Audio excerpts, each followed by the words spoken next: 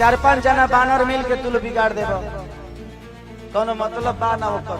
Hello दोस्तों, तो खेसारी लाल यादव को ऐसे ही थोड़ी नहीं कहा जाता है trending star. Trending star Khesari Lal खुद हैं ट्रेंडिंग स्टार, जो कि पावर स्टार पवन सिंह और निरहुआ और रवि किशन और मनोज तिवारी जी को खेसारी लाल यादव को टारगेट करके स्टार बनने की कोशिश कर रहे हैं और ट्रेंडिंग बनने की कोशिश कर रहे हैं, ट्रेंडिंग नंबर 1 पर आने की कोशिश कर रहे हैं। जो कि हम ये बात हवाई में नहीं बोल रहे हैं, प्रूफ के साथ बोल रहे हैं। तो अभी निरहुए के वो आईडी से देखते हैं कि खेसारी लाल यादव का आ जाता है, दिनेश लाल यादव सर्च करते हुए आ जा रहा है 5-6 वीडियो खेसारी लाल यादव का ही।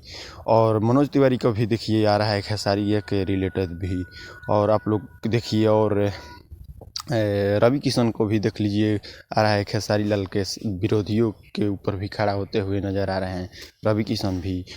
और वो लोग खेसारी लाल यादव को टारगेट करके सोच रहे हैं कि हम बहुत ट्रेंडिंग नंबर 1 पर आ जाएंगे। तो आप लोग क्या राय है, कमेंट बॉक्स में बताइए।